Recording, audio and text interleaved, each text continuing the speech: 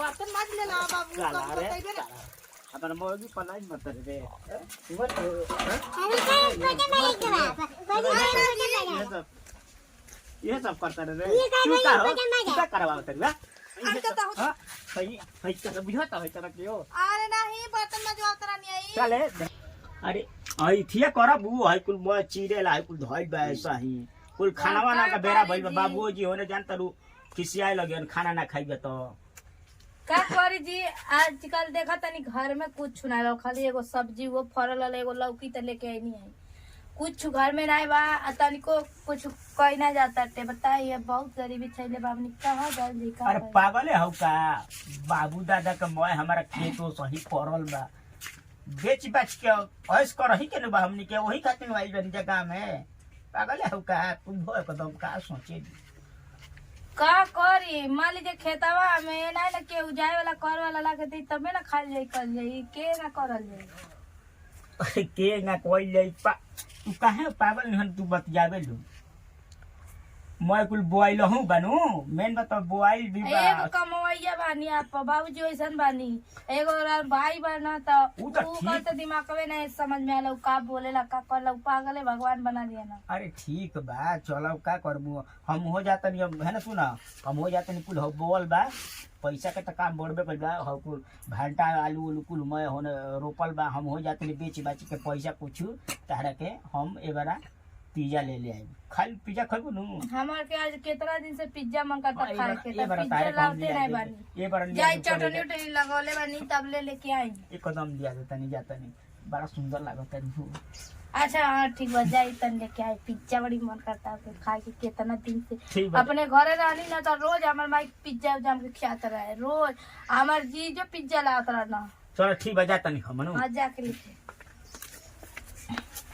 का कह जाई हमनी तो एकदम परेशान हो गए बन के पूरा घर भर केहू कमाइया धमवाइया नहीं खाए एगो मर्द बा कितना कमाई धमाई हम इतना दिन से पिज्जा खाए मन था आज देखी पिज्जा ला दिया तब ते बहुत बढ़िया रहे चल तनी कुछ को लिखा बना उना ली चटनी उटनी आज ओकर बाद से आज पिज्जा लेके यहाँ तक खाई के बाटे अपने नहीं यार तो रोज खा दे लेके जाइए से जाए तो ये सब के पिज्जे ना मिलो खाए बताओ ऐसन बाटे घर दुआर गरीब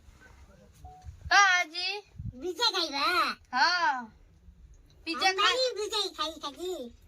है पिज्जा खिया लगी बानी पिज्जा कब तू खाइले बड़ा ना पिज्जा में नहीं खाई हैं मैं का करला हो तू आ तुमको भाषा में नहीं समझे वाला आऊं पाऊ पाऊ करेला पिज्जा खाइबा मन कर पिज्जा पिज्जा हां खाइबा पिज्जा कभी छुए नहीं कि पिज्जा कैसे खाया पिज्जा ना छोले बड़ा हां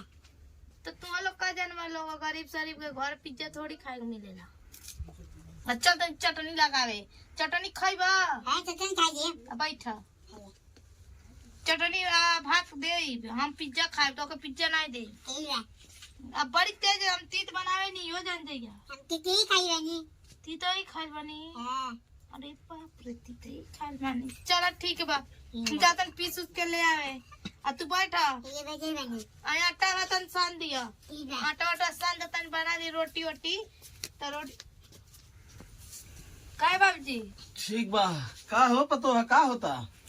का हो तटे देखा तनी घर दुआर देख के टेंशन में पड़ल बाटे खेत बाड़ी में कुछ होते नहीं के घर में कुछ है नहीं के का खाल जा तू सारे यहाँ का करा था हां ये का जाई पिज्जा खाई पिज्जा हां पिज्जा का होला रे अरे होला एगो पिज्जा मिलेला खाए वाला इतना बड़ा रहेला लाल लाल रहेला ओमे क्रीम आइसक्रीम भरल रहेला इतना बड़ा रहेला लाल लाल भरल रहेला क्रीम आइसक्रीम भरल रहेला मतलब भैंस के गोबर नियर होई अरे बाप रे समझा पिज्जा तू देखले वाला ना हम पिज्जा देखे नहीं पिज्जा कैसा है अरे जैसे बाप वैसा बेटा रही ना पूरा का पिज्जा का समझ नहीं बा अरे दादा इकर भाषा में नहीं समझ में आला अरे तू तोहरे माई के हमरे बेटवा का भाषा तोहरे समझ में नहीं तेरा माई के इतना दिन हुई क्या नहीं समझ में वो कहा था कि हमन के ऊपर ना चलेला अच्छा हे बेटा हां तू ये का करा था चल दादा नहीं हाँ, जाता ना हां तेरा माई का तार बुद्धि पूछा था जाता नहीं ये पतो है देखा तो ये करे दिमाग कम बा अगर ये तनिको कुछ उल्टा सीधा बात बोल दी तो एकरा बाती के बुरा मत मनिहा घरवा में के निमन बाटे केहू एक दू पैसा के सोचत नहीं खे जन्नी घर बाटे ना कैसे हम चलावता नहीं हमारे नैयरे साथ चलता नहीं तो हाई केहू खाइले बिना रोज मर जाए सबे करे हे तना कुल घर दुआर बना देले बाटी दुई को हमरे लाल बाटे एगो भुटलिया बा एगो ई बा दू मिले बाटे अब तहू आ गईले नाती पोता हो जाइए दू चार गो हमरे लाल फाल होइए अधिकार बा खेत बाड़ी 12 बीघा बा ऐसा न समझा छोट भर भुटलिया न समझा ओकर दादा बनैले बाटे बहुत अमीर आदमी बा सुना बुलेट ले ताटी अपने बुटलिया खरतीन हम जौन बैटरिया भुर भुर भुर भुर भुर भुर कई के सब चलल तीन पहिया से मजाक बुझलू का चली लाई देखा तनी तोर बुलेट आवता ई कैसन ऐठत ये हो सीधा जान के ऐठा ताटियू अरे मिमोरी के धाई देबे तो के हम देखी भुटलिया कहाँ गए अरे तनी रगड़ रगड़ माजी तनी बढ़िया से माजी हां भैया ऐसे बाजे काहे नहीं माजे बढ़िया उनके माजे के ऐसे बाजे ना अरे हमार बाबू तर माजा ना जल्दी से आज हम खाना बनाई ये बेटा माजे तब खाना बन हाँ बर्तन माजे तब खाना बनाए तब खियाई तके ठीक बा सब कर दिया ठीक बा ठीक है हाँ झाड़ू पोछा कर दिया बर्तन माज के भाई नहीं से बेटा हाँ भाई ना झाड़ू ना लगाई बा मैं भाई क्या करेंगे अरे हम चलाओ तन कलवा झड़िया लगा दिया बर्तन में धो दा तन खूब बढ़िया से था ठीक बा तो क्या शादी का पिज्जा किया था भैया घर वाला लेके आई है पिज्जा ठीक बा ना अरे वाह कितना अच्छा चिकन का तू मजे ले बड़ा हो मजे तने अच्छा धो दे बर्तन माज ले ला बाबू चला कब रे धोते रे अपन मोगी पलाई मत रे इवन अरे क्या बेटा मारे के बाद ये सब करता रे ये काय भाई बेटा मारे क्या करवा तरी अरे तो हो हां भाई भाई कर बुझाता है तरह के हो अरे नहीं बर्तन मजवा करा नहीं आई चले धैर्य सुन ले हां मारब नु चोर एकदम ये काय बेटा मारे